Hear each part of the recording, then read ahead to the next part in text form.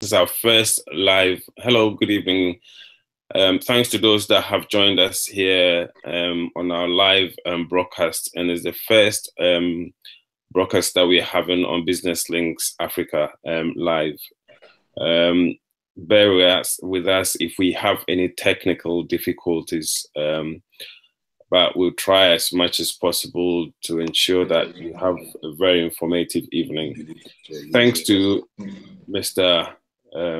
Moses Baiden, CEO, Chief Executive for Margins Group, who is going to be our host tonight and answer all the questions that we do have this evening.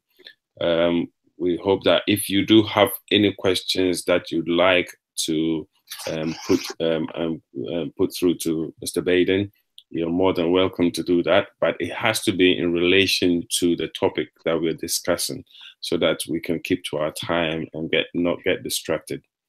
Okay. Hello, Mr. Baiden. Can you hear me? Yeah, I can hear you. Wonderful. Thanks for hosting us today and for your time.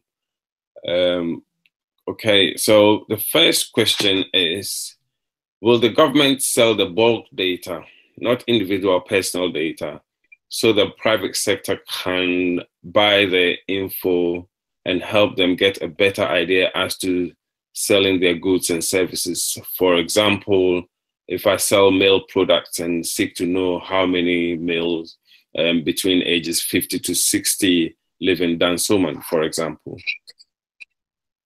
Yeah, I think that the answer is yes, but selling data is also controlled by the law. So anybody who's entitled to data by law will receive the data on request in the prescribed format, and it will be delivered also in the prescribed format. So that's very short answer. Oh, really? Oh, great. Wonderful. Thanks for that. Hopefully it would help other businesses to also focus and manage their marketing details quite properly out there. Why do you think this will be useful for businesses in any way, shape, or form? You mean the data? Yes. Well, but of course, I mean, the modern world runs on data. So in order to make decisions, you need the right information. And information must be analyzed and structured in the right way to let you understand your options in order to make a decision. Right. So the absence of data creates arbitrage, which makes markets uneven. So data connects to transactions. So the breakup of data connected to identities will let you have enough information to make critical decisions, whether it be business, social, economic decisions, even political ones. Oh, wonderful. Which industries do you reckon will benefit immediately from the digital ID? Which other industries will follow, and what is the sequence, do you think? I mean, the digital identity benefits all industries, both private and government, and also benefits government itself. Because what it does is to connect people's true and positive identities to their rights, duties, and privileges, and also helps them discharge their obligations. So every industry is digitizing. Now, when you're digitizing, it means that you're no longer doing face-to-face business. So when you connect across complex networks in order to get a service, be it government or private, the systems need to know that you are who you claim you are. Okay. So that on authentication and verification of your identity, you can then get seamlessly the digital service that you seek on a digital platform. Oh, that's very great. So in terms of the police, for example, or the National Health Service, how would that benefit them? Well, if you take the police, I mean, the police basically by law, when they want to make an arrest, first they have to identify that the person that they have with them is the person who committed the offense. So you can imagine that as soon as you start talking about hidden identities and double identities, and people carry multiple identities, the gross crime value goes up. So when you take away all the breeder documents that create hidden, and double identities, then all crimes that originate with fake identities are taken out. Because the database is also storing multi-biometrics. You got all the 10 fingerprints, you got all faces, and you've got all irises. What it then means is that you can identify even at a crime scene from fingerprints and run it against the national database and get a 3-second response to a positive ID. So you can imagine that crime will be reduced drastically if you connect CCTV cameras in live mode at sensitive border points and security installations. You can take live faces and use those templates to compare against the database in real time. You can also take post CCTV footage of crime scenes. If there's been a bomb or there's been a theft, and you can run it against the national database. And you can also find matches. So basically, it takes it to a different level. You can imagine exponentially what that means to crime. It's too broad a subject, but the answer is yes. It should eliminate crime in the thousands of percentages. When you talk about national health insurance, the fact that people on the national health insurance does not mean that you know who they are, because some of them have gone into that database, even though you have their biometrics. They may have changed their identities. So a very important feature of the national ID is to have a robust interview where your identity as a citizen is established before your biometrics are taken, so that we know that you are who you are through the interview process. Now, this new trust infrastructure will eliminate all duplicates and the other databases that we've collected from years, which we know have multiple identities. Now, when you run the national database against those other databases, what you will do is to eliminate all the other duplicate identities. In the end, ensuring that one person has only one identity. Right. So, in terms of all the industries, this is one very good business, and it makes business sense as well to have a national identity to help us in all areas of our business, our security in terms of policing, border, and anything to do with basically the country's growth and economic prosperity, which is really important. With regards to national health as well, as you're very aware, it's been a bit of an issue where people go through such so many documentations and processes just to be seen by the doctor and probably found. How would that cut the time that we waste or times that we go through all these multiple checks before they identify exactly what's wrong with a patient, for example, and before he can be diagnosed and, of course, medication or seen to? Well, the biggest problem in that respect, national health, is to ensure that all the stakeholders have access to information that they are allowed to have by law, and to make sure that they can do this instantly.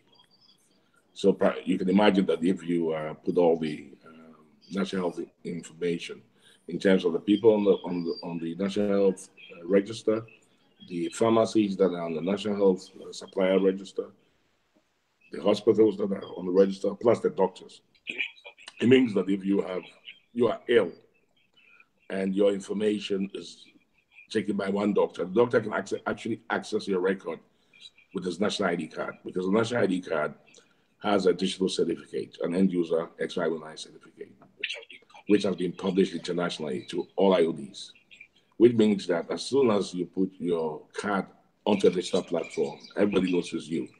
Now, this end user PKI certificate has a two-factor authentication, i.e., you have a PIN number and then you have your fingerprint. So if you connect it to any digital device, and you use that device and the middleware to access cloud services, for instance, you can use that two-factor authentication, which is your private key, to access information that only you can see.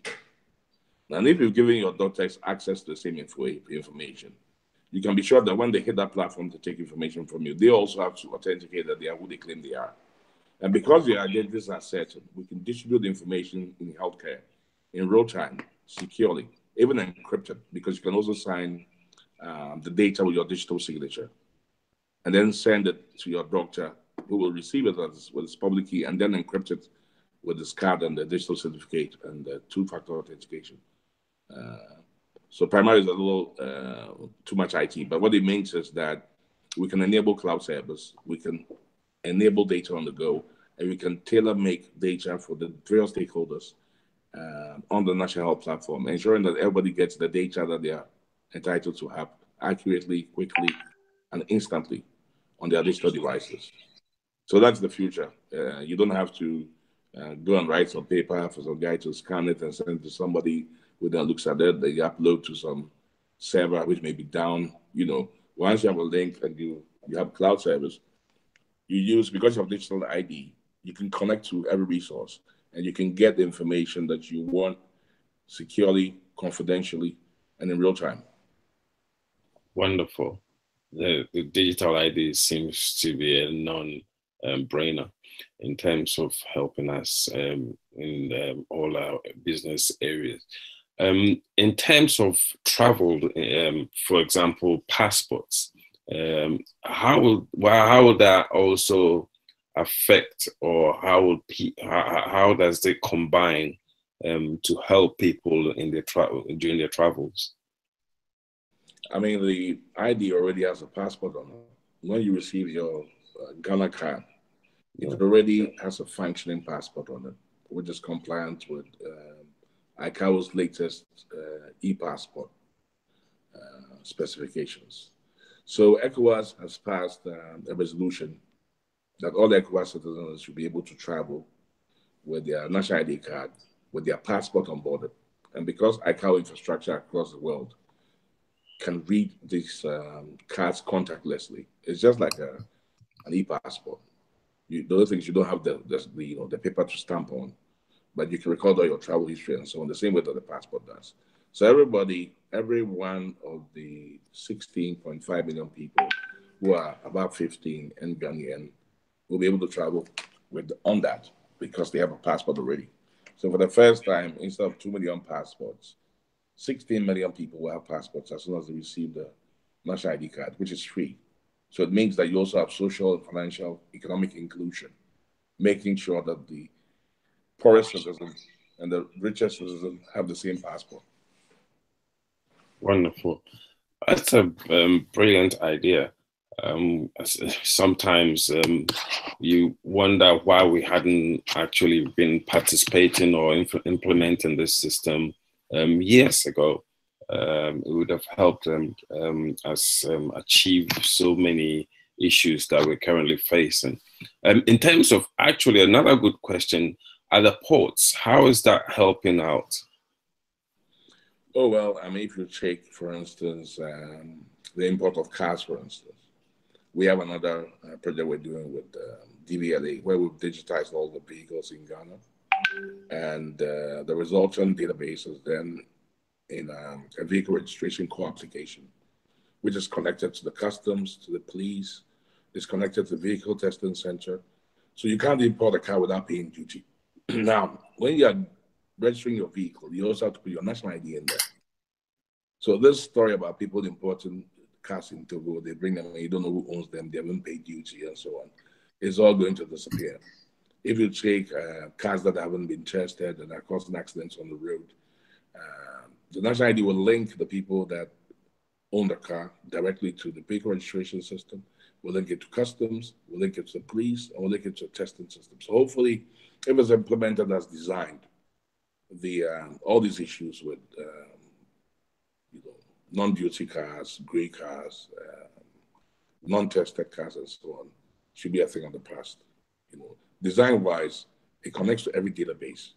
So every importer who imports anything will have his ID connected to it. So if it's found out that you imported some drugs or some substandard goods or some expired chicken products and so on, it's not that people just disappear. You can track and trace everything else. Because by the NIA law, the new LI that's been passed by Parliament and as amended, which is now in Parliament, has to lie down for 21 days. And that's why some of these delays have occurred, because the system is ready, but a lot of laws have to be passed to be sure that the system conforms.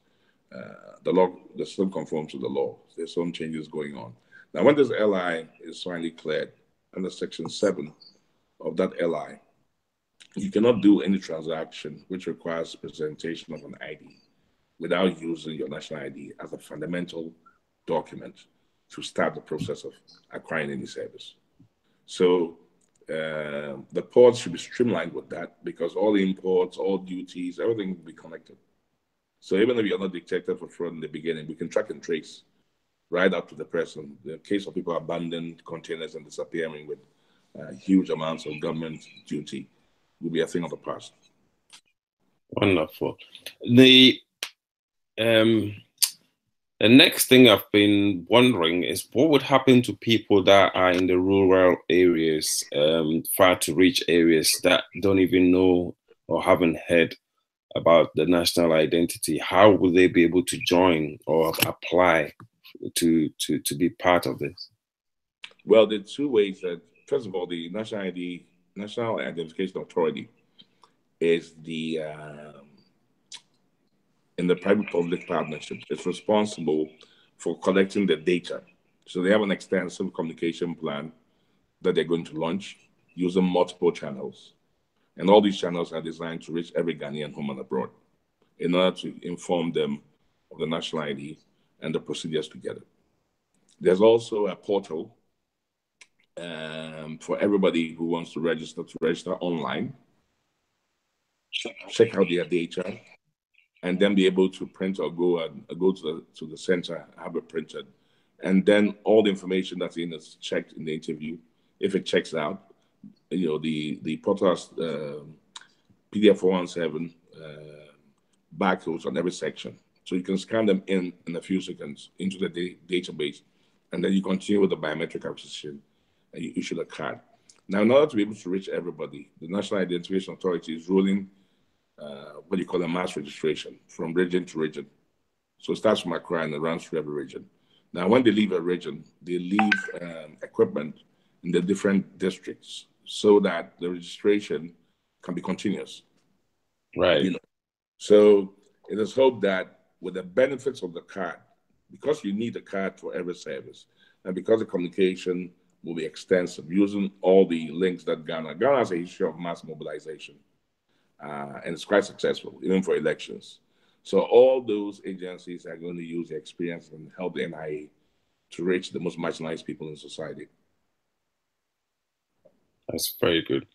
Well equipped and well ready for any uneventualities. Okay, so the third question was, what's the immediate impact of digital ID on the reduction of crime and successful convictions?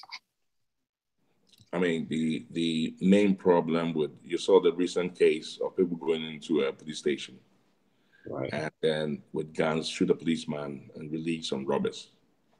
Now, if it's impossible and it's mandatory that within 12 months of the national ID, everybody should have been registered, I'm sure they'll probably give an amnesty after that if people miss it. You cannot do anything. By the time you're thinking of even getting up to go and rent a hotel or do anything, your national ID will be demanded, which means that very few people will be in the gray area. Because you're in the gray area, you can't operate. You'll be forced into the open.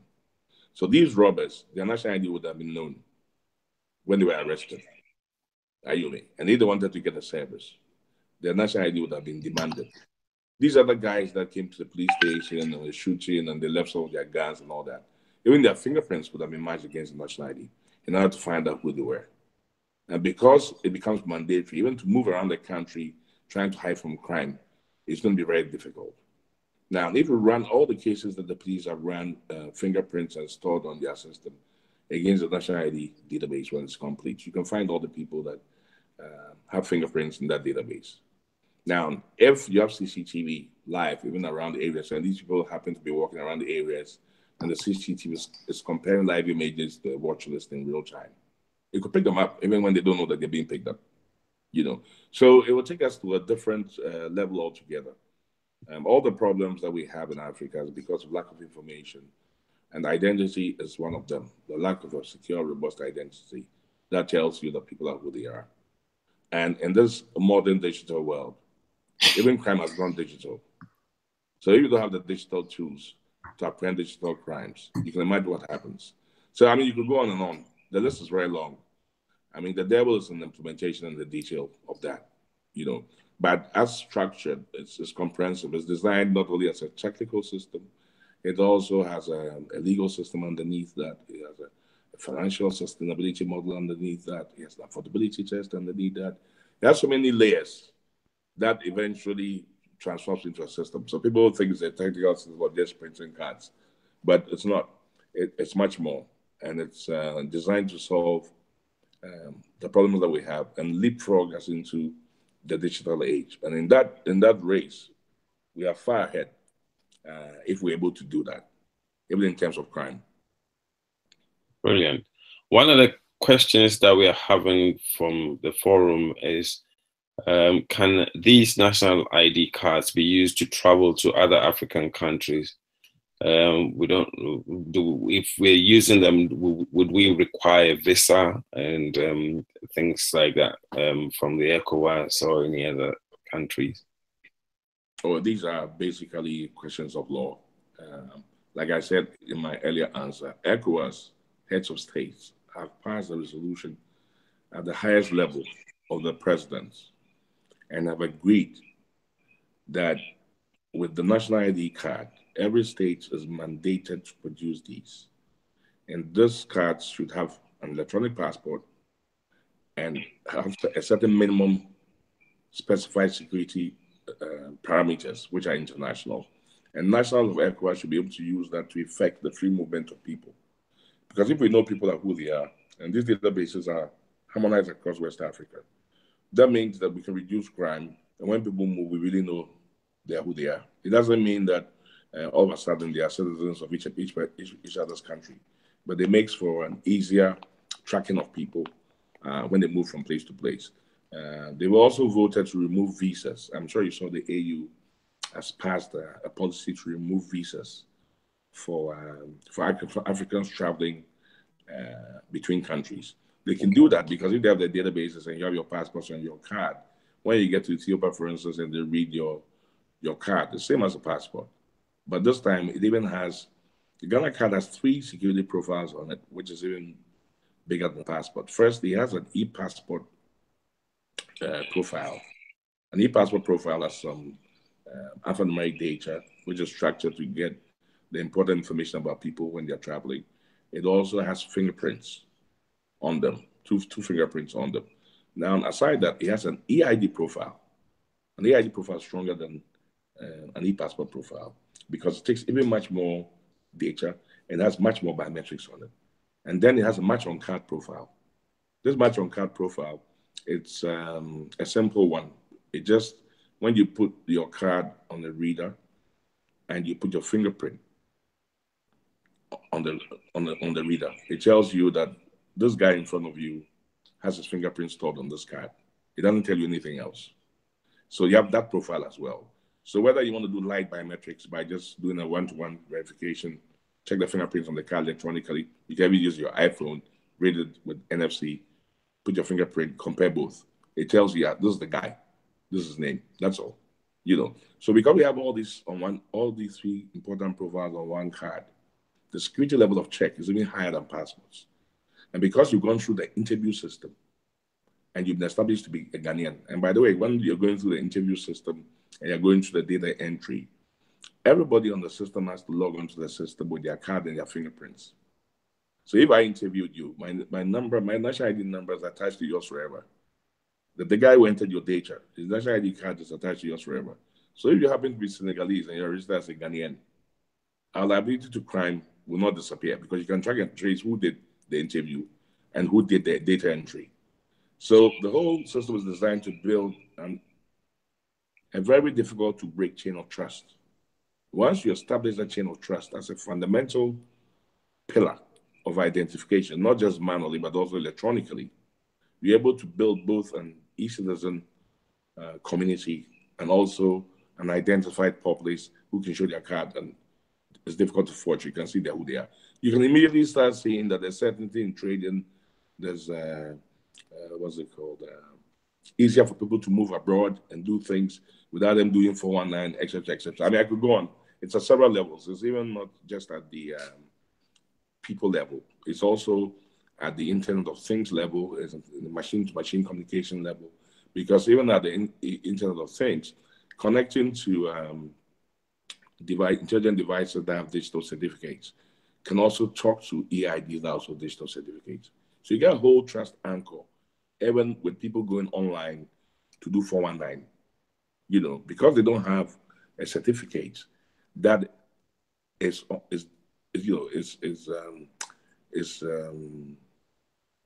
delivered by a national public key infrastructure system. Ghana government can say that my phone can be trusted.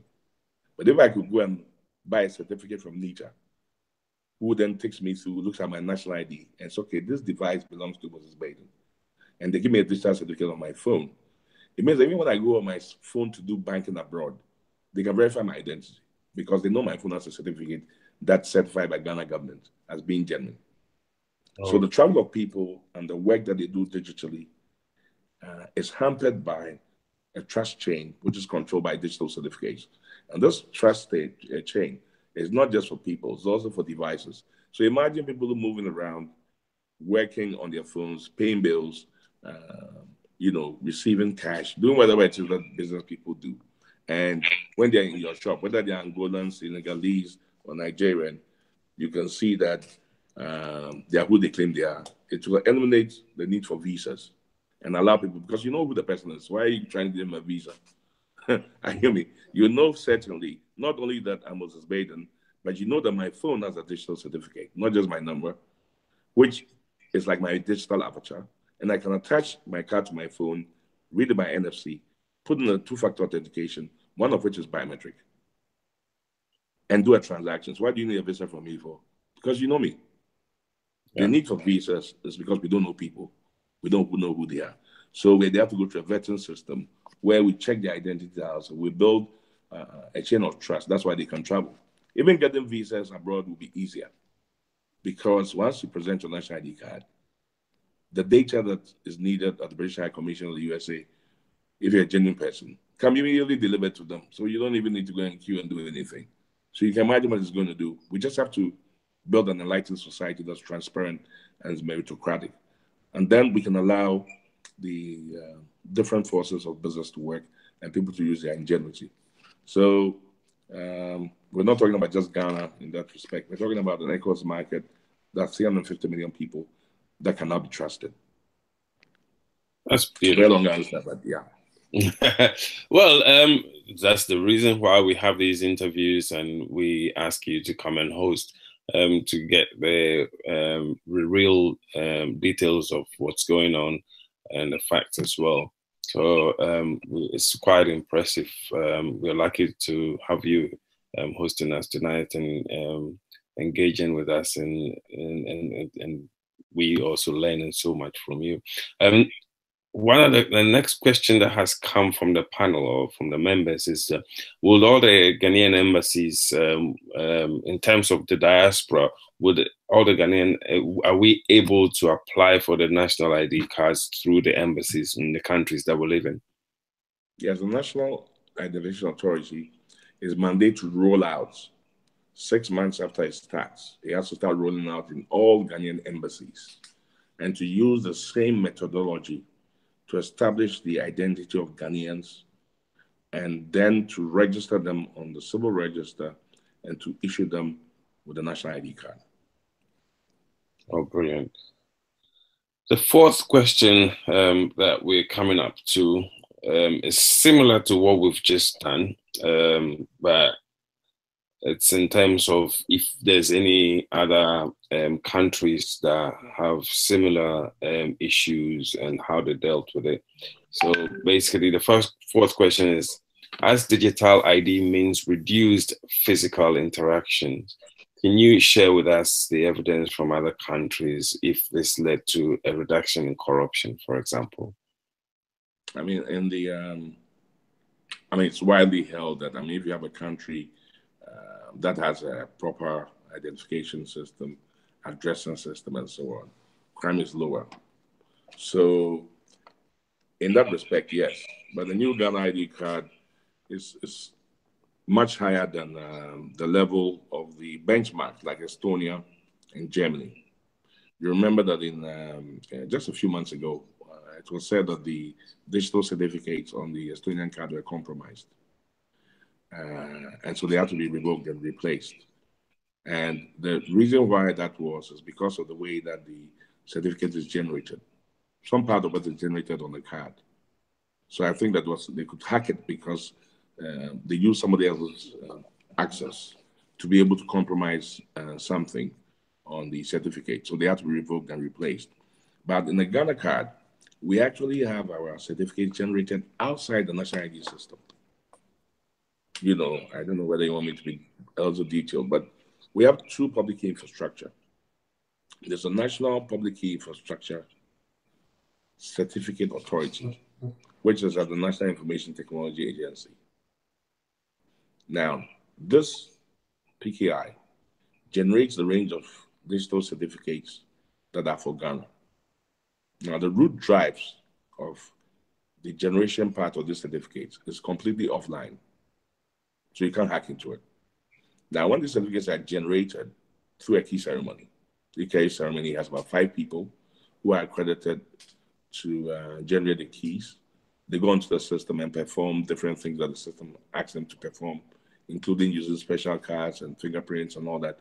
So an elaborate process, they generate the keys. Now, when these keys are generated, are carried on an encrypted drive with the police, NITA people, and NIA people. Then they went to NIA. Now, in NIA, they have a sub-public key infrastructure, sub-certificate authority, and a document signer.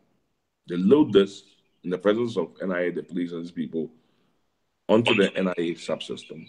And then another 5 people from NIA, they come and perform the NIA key ceremony in order to put these keys on the NIA system. This has already been done.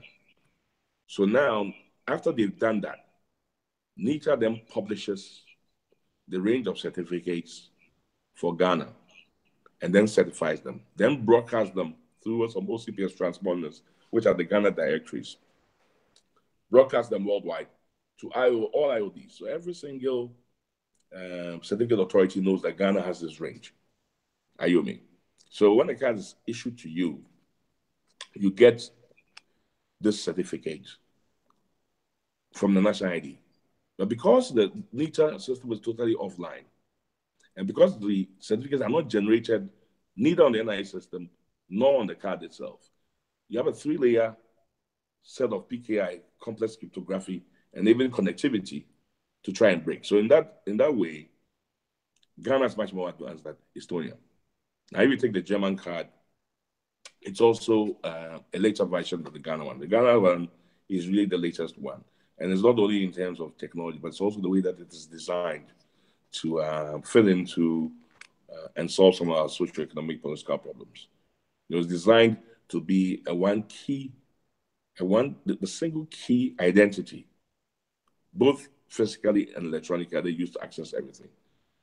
So because these countries have legacy systems, it's very difficult to change legacy systems. That's why you have something like M-Pesa, 44% of M-Pesa, of GDP of Kenya going through M-Pesa. That's incredible. It's not being done anywhere in the world. Why is it difficult for you to do it abroad? Because other banks and other ways of doing business exist. It's very difficult to change that. And South Africa has an advantage. We're able to leapfrog technology. We're able to even leapfrog the way that we solve these social economic problems. So how would that reduce corruption? It's very simple. If you use your national ID for all transactions that require identity, how are you going to obtain something legally? We can track the trace all back to you, right? Yeah. So, if I start to talk about that, I could take an hour just talking about that. But if you go and buy a car, your vehicles, you have your national ID. If you're going to buy a plot of land, you have your national ID. If you go and travel, you have your national ID. Okay. So we can see all this data. Now, all of a sudden, if you're going to buy 20 cars, and we know what your salary is because it's X amount of money, how do you explain the difference? Right. Right. I mean, so you have ghost names. Some people own ghost names at ministries. I have 1,000 ghost names. So every month, I go and take 1 million Ghana cedis out of the ghost names. Now all that will disappear because you can't have ghost names anymore. Corruption is based on hiding, and it's based on false identities, and it's based on hiding the proceeds of corruption through, non-transparent transactions.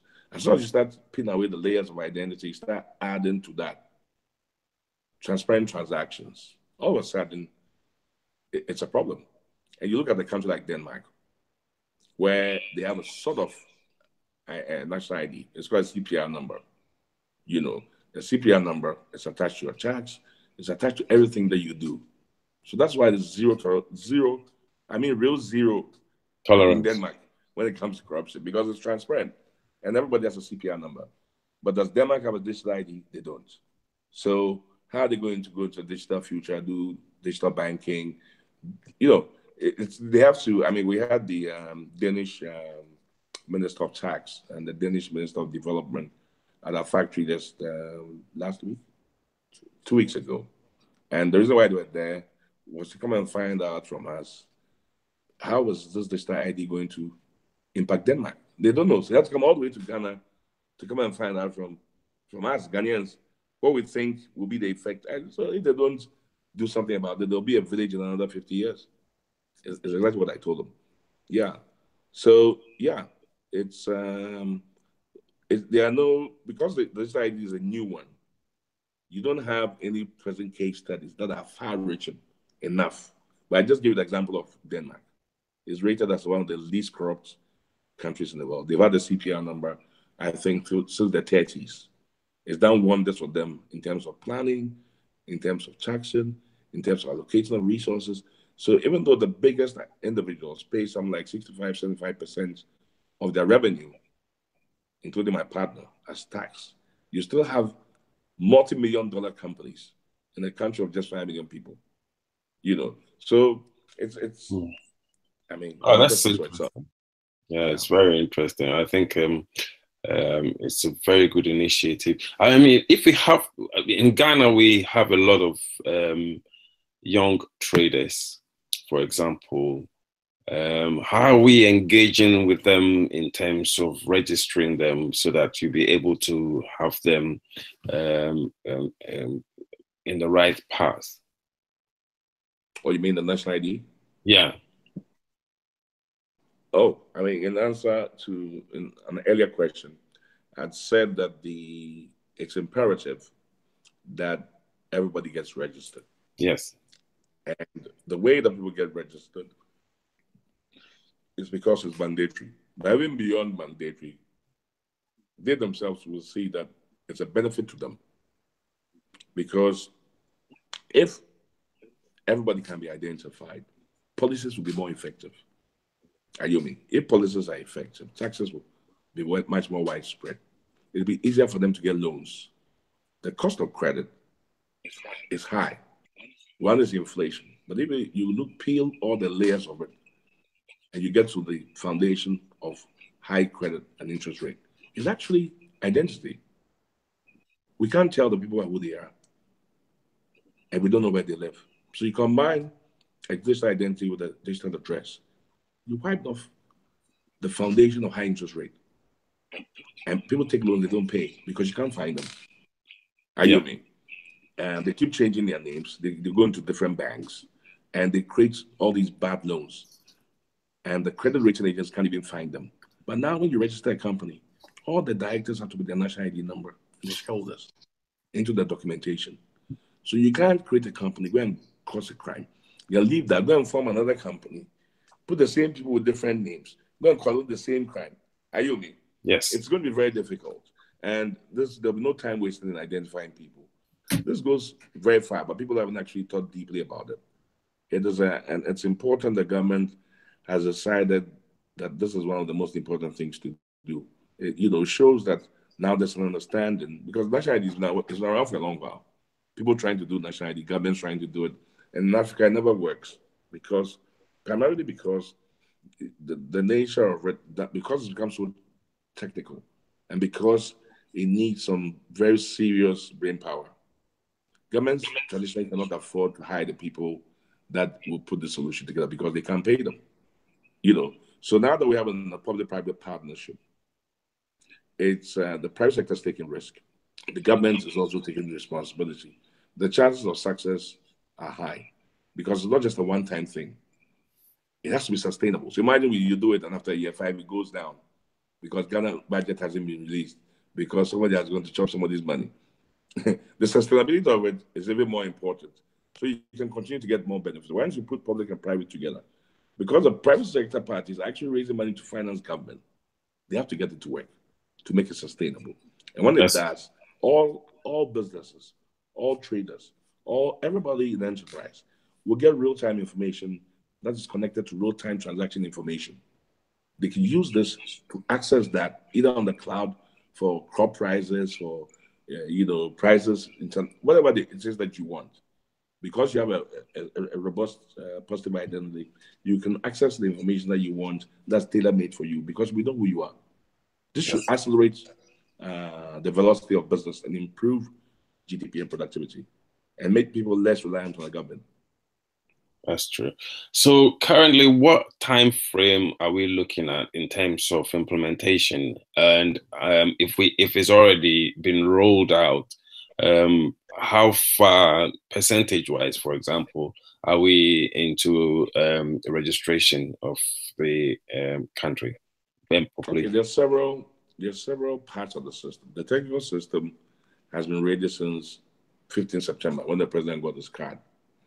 But since then, there have been some change requests which have been implemented. Running parallel to that is the Act. The NI has 2 acts and an LI. The Act had to be changed to remove all the breeder documents that people can use as false identity to establish also another false base for the national ID. So after a long talk, it went to Parliament, it went to debate. Both sides have now agreed and supported it, and they removed you can bring other cards to show that you have them, but that's not going to be the basis of your identity. Are you me? Because we're not so sure how you got those cards. So you still go through an interview process anyway. Now, the only way that you can get registered is either having a birth certificate or having 2 people who have already gone through the interview and been registered so we can identify them, vouch for you that you're Ghanaian. Are you me? And then sign a document that says that we know Moses. I went to school with him. He's Ghanaian. I know his parents. My name is Theo. And then you sign up. Then all the other documents, you can also use a passport, but you still go for an interview. But national insurance, driver's license, we know that people change their ages and this because they want to drive, they change their age. Because they want to vote, they change their age. All these other documents, you can bring them as evidence. They'll be scanned and stored, but that won't be the basis of your identity. So all this has been done. I think that the last time I checked, this Saturday, the LI that authorizes the government, but you can't just go to the populace and go and get data from them. Right. Now, because we're in the digital world now, some of the data fields have changed. In the old national ID, we didn't even have email. Are you me? We don't have a lot of the modern things. The digital addressing system wasn't in. There were a lot of fields that were missing. Now, the government cannot, as an executive, just go to the population and take that data from them without the assent of Parliament. So that's the last LI that's in Parliament. Was presented, I think, yesterday when Parliament sat to swear in the Speaker. It was set for 21 days. So we expect that in the mid to end of March, we should roll out. Of course, there are other issues. I mean, NI is operating. They are hiring people now, training them. Sometimes the training for such a complex system, they've extended it because some of the trainees found that they haven't grasped things very much. And the government is also releasing money for buying various things for NIA to do the operations of the system. So end of March is a new target to roll. Barring any, on the private sector side, I mean, we're responsible for financing the technical system, the cards, and also training, supporting the system, and sustaining it through the PBA, the license period. But we are ready. The public sector is not so easy. When you're dealing with public sector money, you have to go through several loops. So they are also putting their laws and things together to enable them mobilize to start. But indications in the project plan shows that last week in March, we should roll out in Accra. Oh, brilliant. So in case of another question that we're having from the panel, from the members is how well is the data protection from online hackers, for example, who in the past have infiltrated systems of multinationals and governments alike? Okay, the first of all, there are two national ID systems. There are going to be two national ID systems. One is going to be an NIA. One is going to be also at another undisclosed location. So if there's a problem, in the online case, there's a problem with the first one. The second one can immediately switch over and take over the system. Secondly, every part of the system is controlled by this public infrastructure key management system. Every single device that's on the network has a digital certificate from NIA as an NIA device. And every time you put it on, it exchanges keys with all the subcomponents, no matter where they are in the world, to be sure that the device on the other end is an NIA device. Now, every month, all these certificates are renewed. So even if you steal one device, it gets replaced with new certificates automatically. That's one. So you can't get into the system because you don't have a certified digital certificate to get into it. That's key.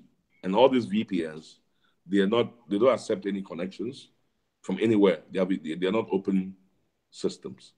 There are also firewalls that are in place, and there's encryption at all levels, data at rest, data traveling. That's not really my area, but yeah, the best security experts are looking at it. There's a government task force that's also looking at the final security of the system to do some vulnerability tests and to improve it. But all the systems are offline. I mean, the main national ID systems are offline. That's why even on the portal, when you register, we could have switched the data, and a lot of our technical people were saying we should move the data directly from the portal into the national ID system. So when you turn up, your data is already in there. But after several option analysis, you decide not to do it that way. When you go to the portal and you are done, you print it and you bring it. We're not going to integrate anything to the national ID system. Not even with the best security. The thing is to just put it offline. You're not coming, it's offline. If certain parts of it will innovate around that to get data to move from one end to the other. But we're not going to connect them in this fashion. Even the best systems in the world can be hacked. So it's just the common sense things on top of the high technology things with the best standards that are available. Wonderful. In terms of all this data that is being collected, it looks to me like it's going to be such a huge infrastructure that has to be put in place or has been put in place. How well is all this data being collected, and how is it being stored, and how long can we store such huge amount of information for? Oh, I mean, my usual answer with everything is controlled by law. So you have the Data Protection Act, which has all the parameters under which data can be collected, stored, used, transmitted, shared. So you follow that. And then all the other laws like the Constitution, right to privacy and all. So all these are compiled by the compliance and legal team. And so as a technical system is being designed, you have to compare it to the legal. Well, first you design with the legal in mind. And when you're done, you compare it to make sure there are no deviations from that. And then you just stick to the law, and ensure that from point to point, you can certify that people are legally cleared and the right procedure has been followed in order to achieve a certain technical solution. Not that you design the technical solution and then you go and look at the law. In our case, because we're Ghanaian and we have several lawyers as well, so technology people in the company, it's even from the design stage, it's much easier to anticipate what is legal and what is not. And for data, yes, I mean, the data is growing. The PPP is designed such that the revenue models are used to replace the assets every 5 years. Because every 5 years, technology will change, data sizes will change, even the security and on the technology will change. The laws might also change. So every 60 months, there's a new investment to look at gaps in law changes and technology changes, and also in changes to the security systems. So these reports are delivered monthly, and the gaps are identified. And then in year four, the system starts. We start Shaking up.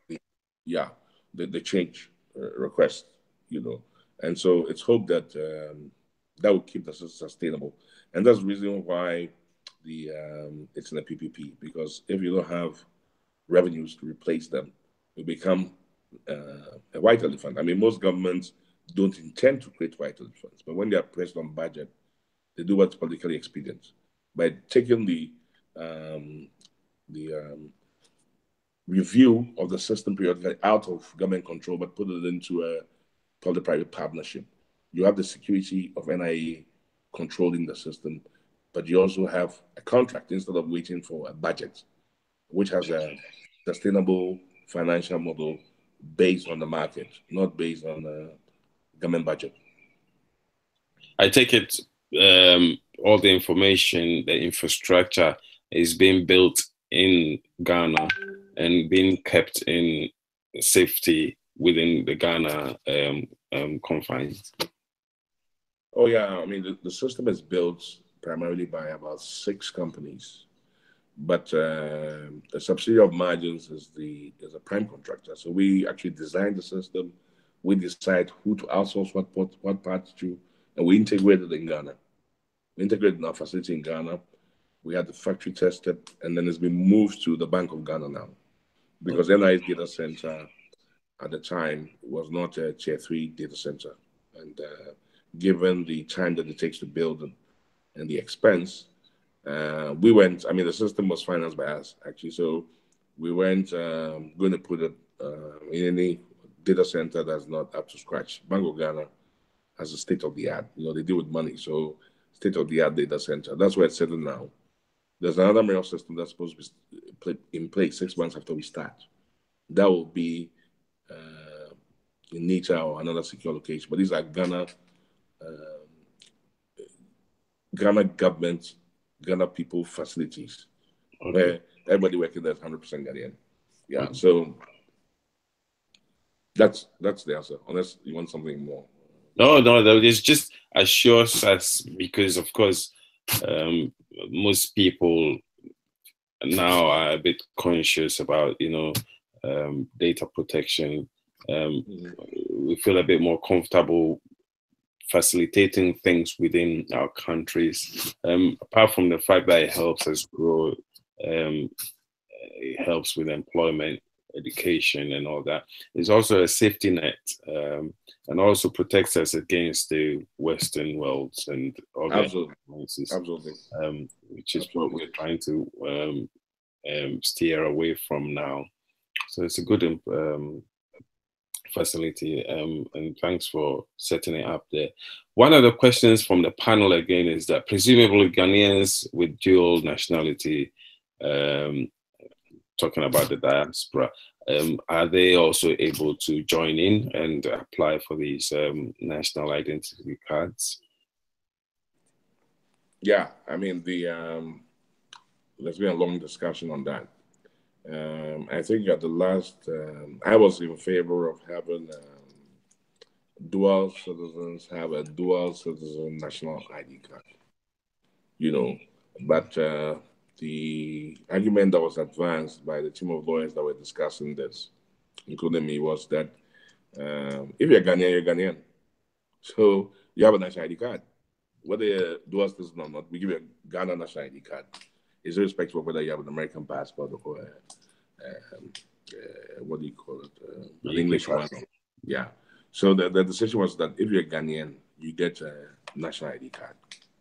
Once you can come and prove that you're Ghanaian, you get a national ID card. Simple. So I still think that dual citizenship is a legal status. How you mean? So I'd have liked the dual citizen card. So once you show it, we know that we can scan both your American passport and your Ghanaian passport into your data. So that when people are looking at it who are authorized to, they can bring the both up and know, and see both. Are you mean? Yeah. So I mean, it's still being discussed. It's not a big deal. I mean, both viewpoints are right. I mean, I'd have preferred the latter, but now it's like if you're a Ghanaian, irrespective of what passport you have, we'll give you a Ghana card. You know, so that's the current status. Oh, brilliant. It's very good to know that. And also, it's very reassuring because we are all proud Ghanaians, regardless of what country we are in. We all wish to come home soon so that we can contribute to our country. So it's good to have that facility available and be part of it. Would that actually affect our voting system? Yeah, well, you know that under the ROPA law, the courts ruled that Ghanaians everywhere are entitled to vote. And so the law was passed, and but it's not been operationalized. The fact that the government has said that the NIA has to roll out 6 months after into the embassies means that it should Ghanaians abroad already have the right to vote by law. The question is the modalities for them to vote. But once they have the national ID card, not only will we know their numbers for certain, we'll also know those who are entitled to vote. And we will know that they are who they claim they are. So it doesn't matter anymore that they are abroad. Are you me? Yeah. If there are 16 people in a certain town, they will come with their national ID number. They'll do their verification, they'll vote. Are you me? And we know you can't stamp the box because there are 16 people. They will show them, they're showing their national ID card. We have their numbers and they voted. So there's no reason why Ghanaians abroad shouldn't vote anymore. And then the dynamics will be very interesting because all of a sudden we have actually a meritocratic voting system that will include all Ghanaians without excluding anybody. And when people turn 18, you can just print the voters list. And if they turn up to vote, that means that they decide to exercise their rights, right? So all this spend 100 million, 20 million every 4 years just to identify people to vote. That's enough to pay for the national ID system over time. The government can use it for free SHS instead. Are you me? So yes, Ghanaians abroad have the right to vote by law. I didn't say that it's in the law. And once that mechanism is in place for them to exercise that right, there's no reason why they shouldn't vote. How do we alleviate the possibility of foreign nationals trying to be Ghana nationals by registering to receive one of these bio cards? Well, first of all, we have we have two PPPs. One is by IMS. This is it's called the Foreigners Identification System. It's been running for 5 years without any issues. And I believe in that database, we have 130,000 foreigners from 199 countries in Ghana. You know, so the government knows how many foreigners are there. He knows what professions they are. You know where they live. And these guys renew that every year. It's not been enforced 100%. I understand the government wants to enforce this because of implications for security and all that, right? So these foreigners are the first people to be loaded into the national database before the registration of nationals. So once they're foreigner, they can go and register as a national. That's one. Two is the robust interview system and the penalties associated with them. Actually, I was even at a retreat with the NIA board for a presentation, and the majority of the board members were of the view that giving false information to get a national ID card, they should raise the imprisonment term to something like 10 years to deter people from doing anything like that. Today, I think you get imprisoned for 2 years, and you can also pay some penalty points that amounts to something like 3,000 Ghana cedis. And the board said that this was not enough. They even wanted to remove the fine and go straight to imprisonment.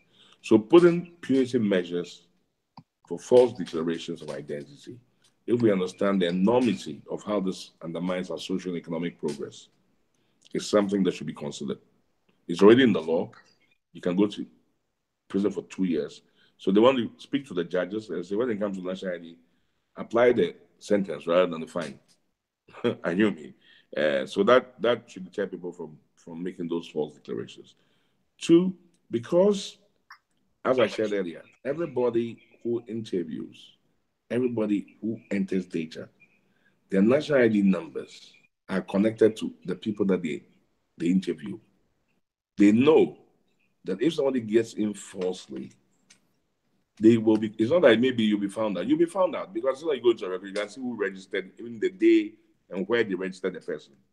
And if you've not been meticulous enough after you've been trained and your rights have been read to you and the penalties have been read to you and the law has been read to you, you are still foolish enough to go and make such a declaration, you can end up in prison. So that's two. And three, if in the use of any card, there's a challenge on somebody's identity, it goes through a challenge system, which ends up in the court system. And if the challenge is successful and you are found to have done something against the criminal in a criminal fashion, you also go to jail for that. So these are the mechanisms that are in place. The technical one, which means that you can't switch your identity in between, and then the process one, which is to have the interview, and then the legal one, which is that the process you get trained properly, you know how to interview people by law, establish your identity according to the Constitution, and give it to them. If you don't make the grading training, you won't be hired in the first place. If you get hired and you make a false declaration, you go to prison. And it's not even just when you're detected. If a challenge is done later on, you still go to prison anyway. And because you are connected to people who are logged on with their fingerprint on and registering, when they're going out, they have to log off because they know if they don't do that when it comes to log on, they could go to prison. So that internal public education for people that are the NIA is hiring to collect the data is ongoing. I should think that that's a strong deterrent. And the technical one is also giving you the ability to track and trace long after the event. Oh, that's brilliant. One of the questions that I think we probably did a bit, covered it a bit, but it's come from our members, is that how does this bridge the digital divide and assure inclusion of illiterates, for example? Well, the divide is primarily because you don't even know that people are there. That's one.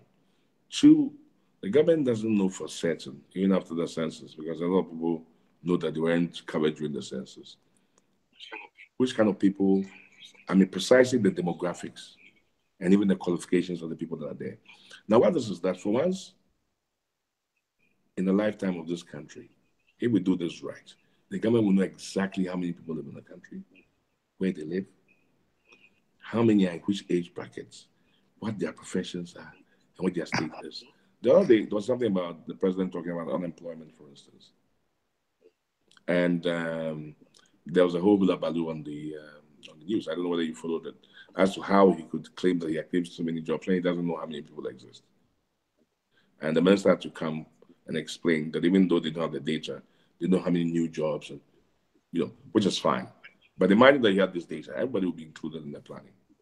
It is, you cannot make a budget for, say, school feeding, and not know how many children are actually in school.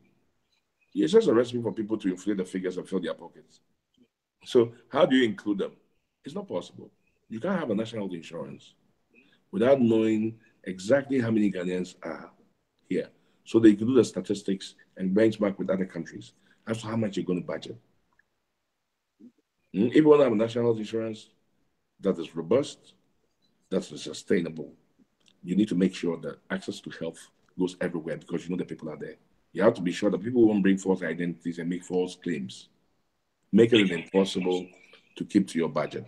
You have to make sure that the free SHS is not being taken advantage of people from Togo, Burkina Faso, Ivory Coast, who are on our borders because, hey, if Ghana education is free, I'm not just cross the border and register my child.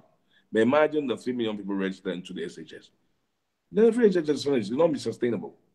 To include Ghanaians in that, we need to know exactly how many people are going to free SHS. And when they register, they have to bring their national ID card so that we don't have it overbloated by foreigners who naturally would take advantage of a better economy that is trying to give social services. Yeah.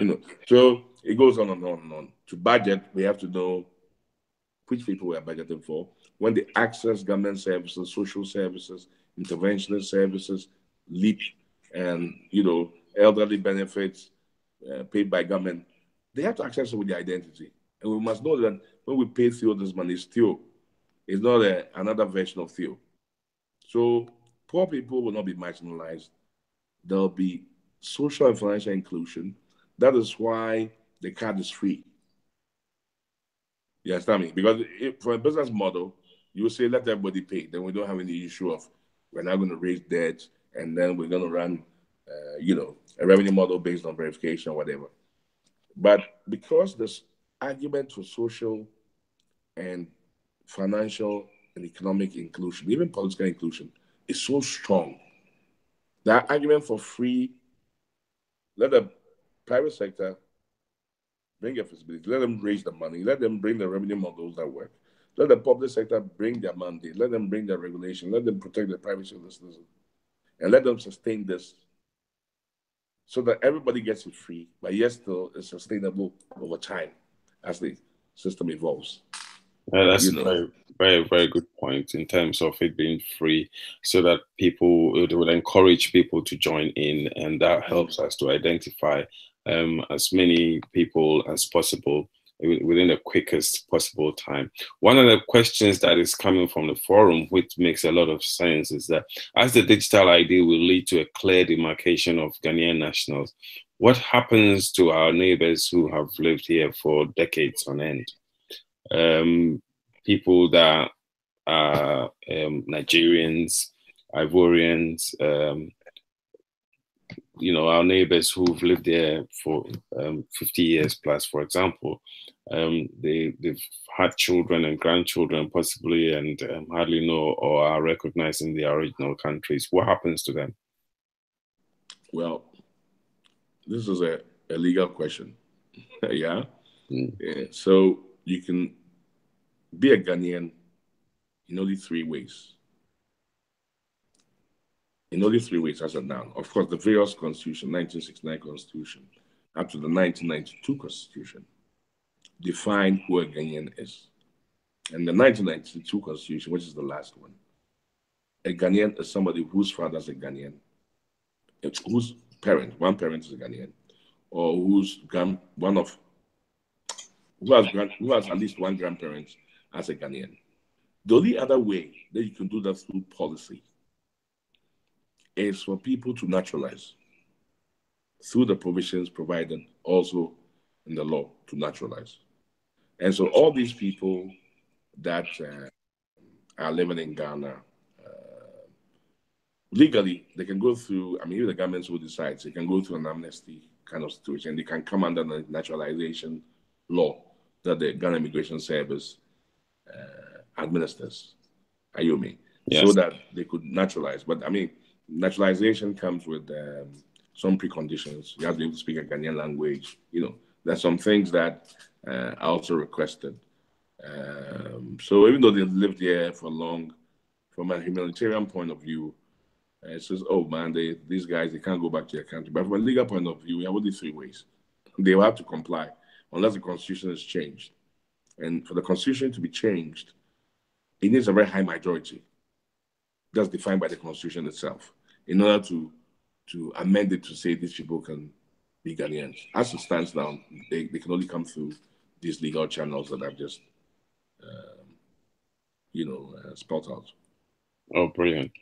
One of the questions coming up from the forum, which is from Mr. Robert Wood, it goes, good to hear about the imprisonment terms. Why not apply them to the passport office, lands department, etc.? Why only apply to the national ID process? Block the loopholes now before the national NI gets fully rolled out. What do you answer to that? I'm a private sector party, but I guess I'll give my opinion on that. My opinion on that is that if the national ID is the only fundamental document with a unique number tied to your biometrics, which establishes your identity. Then it's answered the rest of the questions. You can't get a passport without a national ID. You can't get a driving license without a national ID. So you actually solved the problem by fixing the foundation, the entry of the bidder documents that create fraud. So in the case, you can't get a passport without a national ID after a year. You can't get a driving license without a national ID. And if you're going to get any of those, you're going to use that one identity. So really, the punishment applies to all, in effect. I don't know whether you understand what I'm saying. Oh, okay. So the national, okay, is it a policy or is it a law that all Ghanaians have to apply for a national ID, which is free within a year? And if it's within a year, when did that commence? Was that from when Nana actually applied for one? Actually, the law has existed for a while, but it's not been implemented because people didn't have the national ID. So if you look at LI 2111, 2111, Section 7, National Identity Legislative Instrument 2111, Section 7, it states what I'm telling you. That's that's the LI that has been relayed in Parliament to amend to allow them to collect other data. You know, what the National ID seeks to do is to collect for once all the data that every agency collects. So you don't need to give data to the agencies anymore. We collect it just once. And then as you have the touch points of using your national ID, the data is updated. So it becomes a living data. Okay. So that you eliminate registration fatigue. And so that we know that you have only one data set. And that data set, it follows you from when you are born to when you die. Indeed, the national ID law was amended, and that's also part of the delay. The national ID law has been amended. So now you get a national ID card when you are born from 0. Before it used to be from 6. But in the analysis that the government did, it realized that if it's from 6, then it means that we still will have a bidder document problem. So why not take it to 0? When you are born, you get a national ID card as a number. Yes. And when you die, you exit. Yeah. You know, so that is part of the amendments that were signed into law by the president. I think was it 2 weeks ago or 3 weeks ago. Yeah. Yeah, because I suppose this has to capture births and deaths as well, so that it's a holistic. Indeed. Yeah. Indeed, the births and deaths is on the board of national ID, NIA. And yes, this has to capture them, because if it doesn't capture them, well, if it doesn't capture them, then it will serve to weaken the national ID database. That's right. So that's the answer to the question. Yeah, it does. It does. I mean,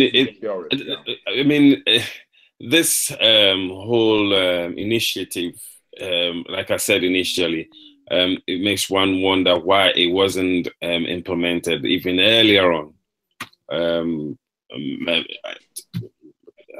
But if you remember, under the Akufo government, the national ID was started, and we were involved in it from the beginning. We manufactured all the cards in that as well. And then under the Mills government, there was the foreigner's ID, and then there was this idea to expand that. But it wasn't finished. Under Mahama government, there was also some movement, but it didn't finish. And then now there's the new Nana-Addo government. And what is also done along the line, all these issues that we are discussing now, because we as a Ghanaian company have been involved in the national ID since 2000 and joined SAGEM in doing the first bid. In that bid, we were just subcontractors. SAGEM were the prime contractors. But it afforded us the opportunity to learn all the mistakes and all the issues that came up. Right. Yes. And then as we evolved it, that's why we sent an unsolicited proposal to the government saying, hey, you're doing it the wrong way. This one is not sustainable. And the way that SAGEM designed the system, we think that it should have been different. We can conceptualize, design, build, finance, and operate this foreigner's ID system. and you don't have to spend money on it because the money that you're spending is not sustainable because you don't have it. You need it for something else. When we finance it, we'll bring you a revenue model that will change you from a cost center to a revenue center. And so we did the FIMS, and that's lasted for 5 years. And over the 5 years, we learned a whole bunch of things too. So it's been involved, and we've been in this public-private dialogue with NIA since then, exchanging information and ideas, and learning also to understand how the public sector works. And in the end, the evolution of ideas and systems has been both a public-private dialogue ongoing. So all these things that I'm telling you now is because I've actually been, you know, and then we're talking almost 14 years, 40 years or 30 years of looking at the identity problem, Yeah. and also being all over the world talking to different policy people, technology people, doing manufacturing. So the team of people that are working with the public sector have also learned a bit. And so we don't have any excuse. I mean, it's for us. I mean, as a private sector company, we're very excited to be involved in it. This is the first time that an African company will be the prime contractor for a national ID. But it's not as if we're coming in it new. We've had enough time to be in it. So we're very hopeful. We're working very hard, and we think that if it's done properly, it will actually take Ghana to the first world. We really believe that. It's quite interesting because it's basically the central of the whole economy seems to rely on the national ID system. Um, it's the structure, the infrastructure that is being put in place. Obviously, is something that would be in existence forever. Long term, is it going to be staying privatized or is it going to be handed over back to the government because of the way it's so intrusive and personal and has to be handled in terms of and financed by the government? Oh, I mean, even now, it's not handled by the private sector. NIA has acquired from IMS all the central site systems that hold data. So every system that holds data belongs to the government of Ghana. Every system, the NIA system that holds data belongs to the government of Ghana. All the people who control the keys at NITA and at the NIA are all NITA or NIA personnel. Our role is to design, build, finance a big part of it, and to cooperate. The cooperative, we're actually providing um, the assurance the system will perform to the level that it has to perform to. We're Right. ensuring that the right human resource capacity across all the models on the system, especially also on the personalization part of it, and make sure that we don't have a lot of waste and take the cost up. So we basically give the system assurance and then we provide a technical backup for NIA. But so that's where the split of the public and the private is. The public keeps all the public interest items. The private takes the risk and ensures that it puts its skills where it puts its money where it claims the skills are. Are you me? So Yeah, if there's something that's not working, the private sector guys start losing money. You hear me? But the that's public sector people are within the laws and ensuring that the private sector parties are not taking over the public mandate. But this is over a license period where you have a feasibility that shows that if we invest X amount of money and we're able to get this to work, the multiplier factors in the social, economic, and political fortunes of the country cannot be measured. It's going to be exponential.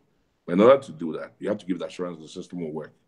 And for the system to work, you need to hire top-notch people who know what they are doing. Their salaries wouldn't even fit to the public sector range, you know.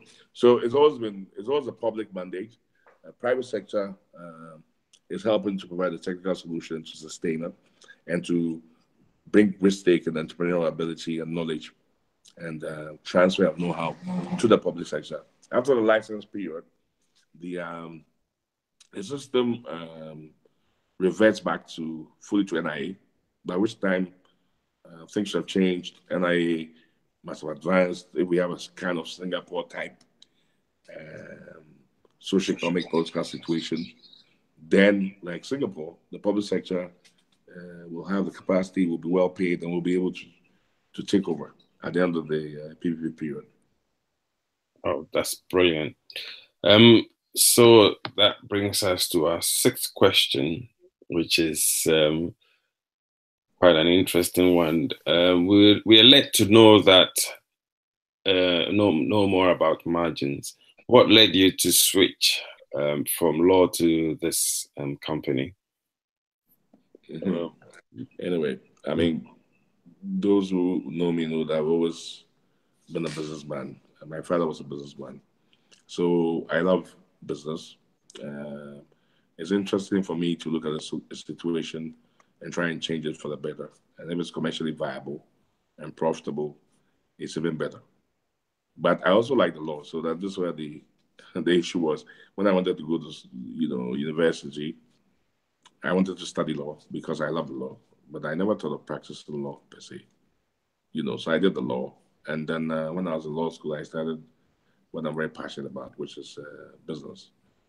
And today, we've done 27 years of work, always focused on solving problems, doing very interesting things, meeting interesting people, and looking at different value propositions.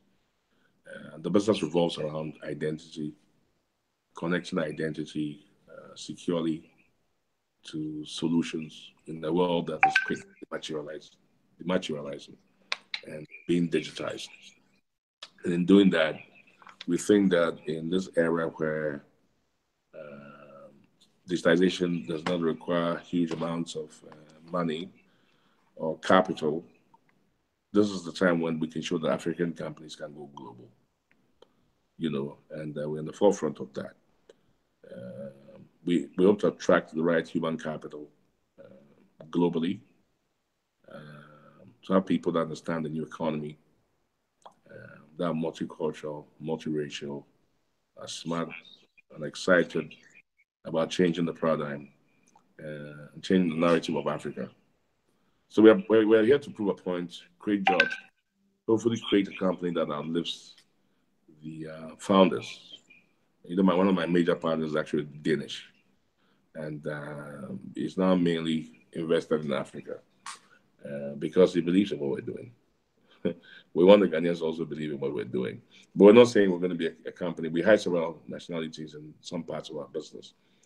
I think we should be much more broad in our thinking when we think about human capital.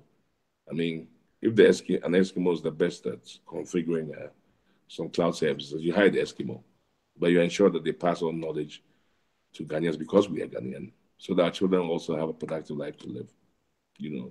So that's where Magis is going. Today, we have several shareholders. I believe in the next 24 months, God willing, we should change radically. We should be much more diversified equity-wise, much more international. And we hope to have younger leaders that can do the next steps. Company is not that tied to me. That it's bringing value and achieving this vision. That's wonderful. There's an argument, well, not really an argument, but a question from the members on the forum. This one is from Dolores Bruni. We call her D. Bruni. She goes, thanks for your answer. Germans unfortunately can't have dual nationality. And so policymakers need to consider the Ghanaian masses there. What's your view on that? Well, there are several countries that do not allow dual nationality. But, those are local laws by Germans. Germany is a sovereign country. They can make laws that apply to Germany, but they can't make laws for Ghanaians, right? So primarily what it means is that in law, if a country does not recognize dual citizenship, and Ghana does, it's up to them to, when you get to Germany and they deal with you, that's up to you, right? So you have to decide, I think. But as far as Ghanaians, we are not going to prosecute citizens for holding two identities. I mean, we have our own national borders and we have our own law within Ghana.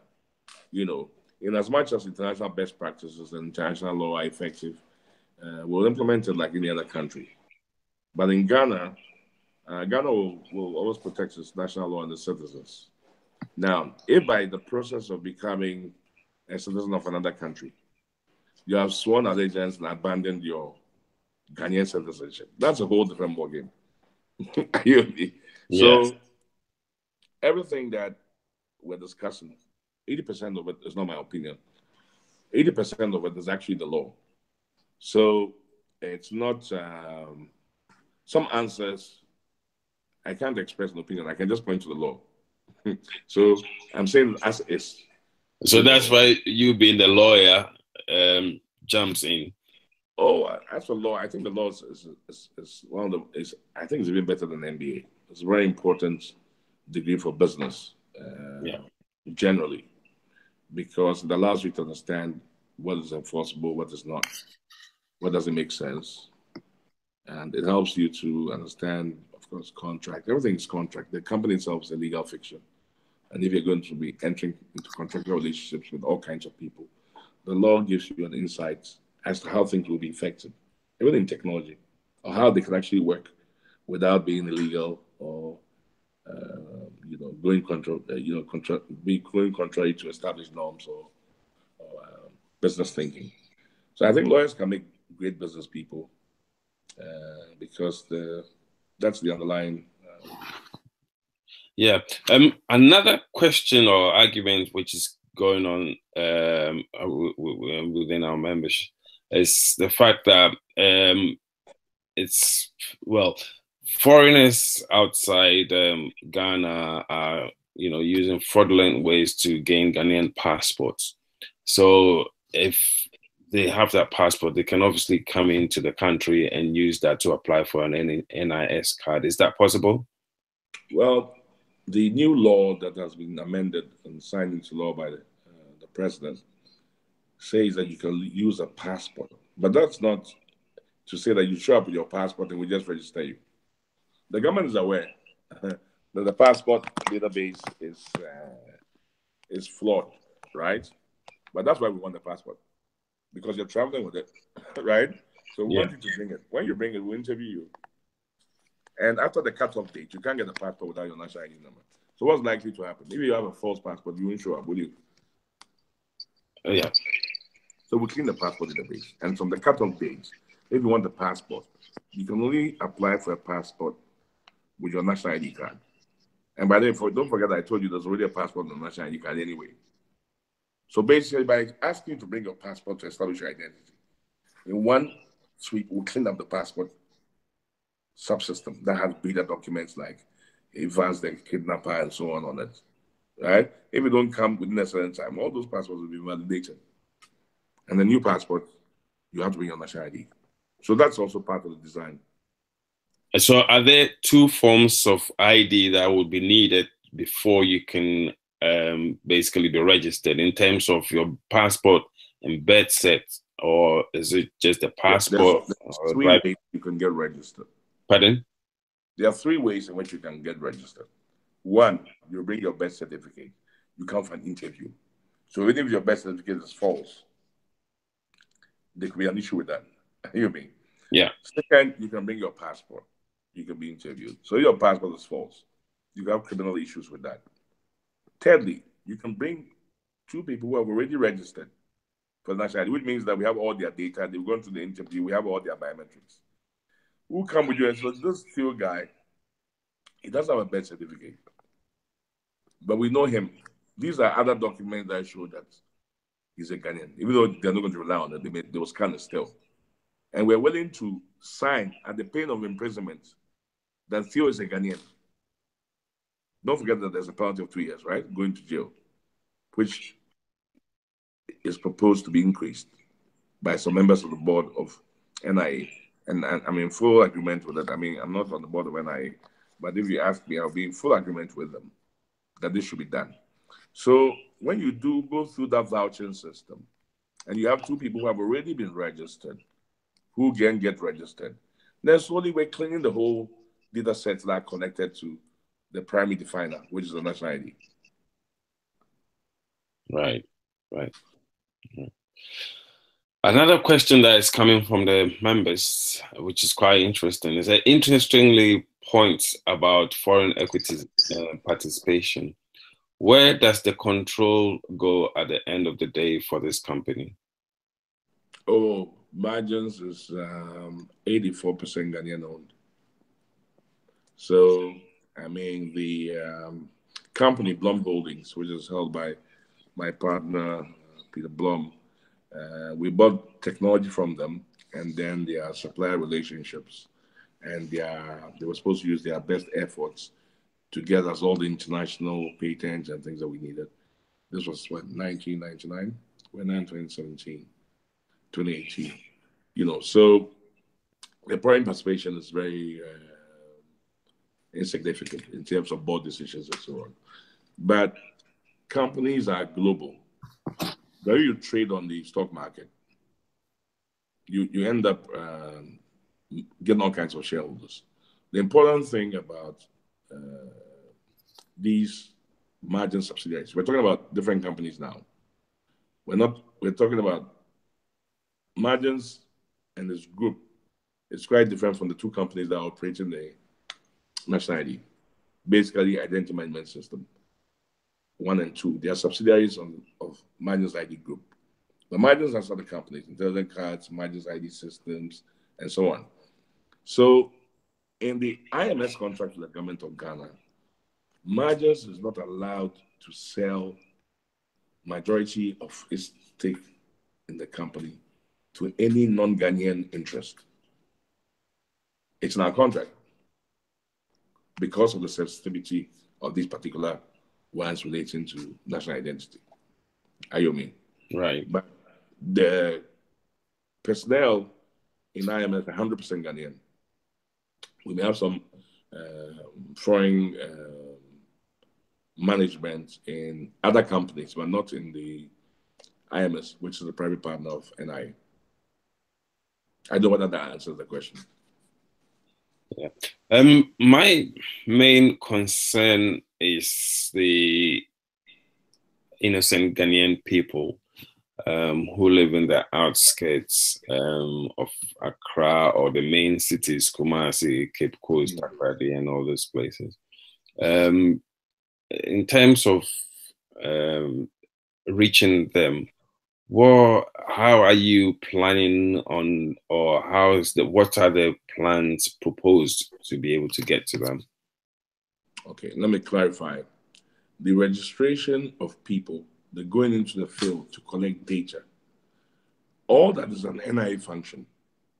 So Professor Kanatefa will probably be the better person to answer. But I am privy to some of the information and the preparation they are making. So I can answer for him. But there's not a Margins function. Yeah. So they're taking the registration to the doorsteps, just like you go and register people to vote. And they're not going to spare any expense in making sure that every Ghanaian is included. And to do that, they have a big communications plan and a big operational plan, which has the Ghanaian as the fundamental reason for that, to ensure that the card is free and everybody is included and no one Ghanaian is left behind. But that's an answer that I'm sure that Professor Atifa would have given you. I mean, as far as we're concerned, of course, we're cooperating and we're interested in making sure that they do the registration properly. But that's an NIA function. But we are in a project team together and they are interdependent parts. So this answer is on his behalf. That's what NIA will tell you. Yeah. Interestingly, Professor Atefa is on this forum. I don't know whether he's watching. But, I don't know. I hope he is. It'll be interesting to have his view on it. And since you've been in meetings with him, if you can enlighten him about the forum and see if we can get him on so that he can explain even further and encourage us all so that we can also go out to our families and friends and inform them about this important aspects of business and inclusion going on in Ghana. One of the major, as you probably know, one of the major or the good thing about communicating this way and member groups is the way information spreads so quickly as well to the relevant and the right people.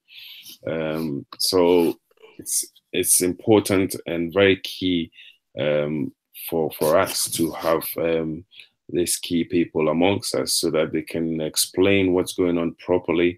We can have live debates and ask the relevant questions. Who else are you going to get information from? Where would you get your feedback? Who've got these thoughts? Who lives in the communities with the people? We are the ones. So it's important we have people like yourself, thank God that we do, Kanatefa as well, and anybody else that is out there that is actually standing on our behalf. So we really appreciate if you participate in our discussions and debates.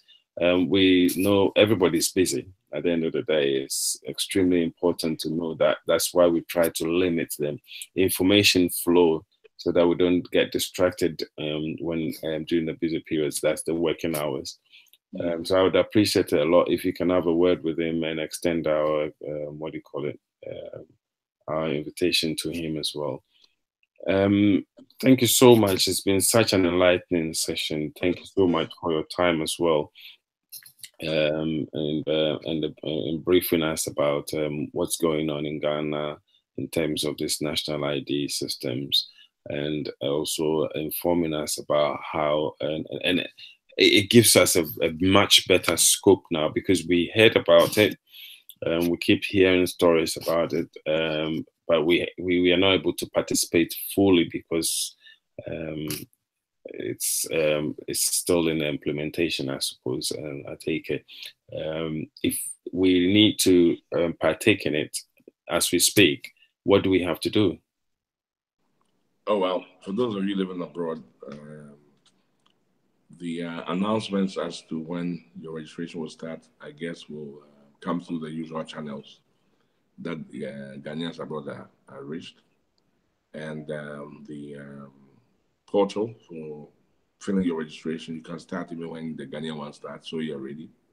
You get if you say portal, does that mean that there'll be a link where we can go in to register? Oh yeah, you go, you register, you print out the information, just like you apply for a visa, and then you put all your documents together. You make sure the information is correct, and then you show up at the designated place in whatever country, the embassy and so on. And then you register. The good things that when you print, all the information is then in the barcode on every section. So they just scan the information. So you're there in no time. The longest thing is the interview. Right. But if you registered online, the acquisition of the card is less than 10 minutes. It's rather the interview, And on the portal, if you want a precise time where you go there and you are looked after. For those abroad, the card is not free. It's only for those in Ghana. But you can book an appointment for a precise time where you'll be at the designated place to collect your card so that your time is not wasted. But Professor Chefa has been engaged. He's the leader and driver of this whole project because he's the executive secretary of NIA. He's been engaged countrywide with all kinds of stakeholders. And I think he's done a very extensive work. I've had the pleasure of joining him on the invitation to some of these stakeholders. We've been to all the ex-presidents. We've been everywhere. The chiefs. He's doing some very good work. In the last few months, I haven't been able to join on his invitation of going with him to these stakeholders because. So it looks like the only place he hasn't been is be with the diaspora, basically. Because. But I think that he probably has a plan for it already. But I will urge you to. I'll tell him what you said about inviting him. Yeah. He's the owner of the project. As you know, he's very articulate, great communicator, and I'm sure that he is a very busy person, but he'll make time, especially if it's a strong constituency like Ghanaians abroad wanting to have the right information. Yeah. He's consistently very happy to meet with stakeholders, so I don't think he would object to it. I'll tell him And if you send the formal invitation, I'm sure that anytime he would be obliged to. Would like to join us. Well, like I said, I've already included him on the forum. So maybe you want to, for him, you want to create a wider forum. You know, I mean, for me, I'm on this platform, and maybe it's also professional business people and some like-minded people. But it may be interesting to create a Ghanaian connected to Ghanaian diaspora forum where people know in advance, and they can all, unless that would be way beyond the objectives of Business Links. Oh no, not really, because we have on Business Links journalists, so they go out to the general populace within the countries that they operate. We also have representatives from the US. Matilda Hen is one of them. Apart from having representatives here in the UK, we have people worldwide in Canada, Germany, all over the world. I've actually posted today, or was it yesterday actually, the people and where they're located. So we're quite widespread here.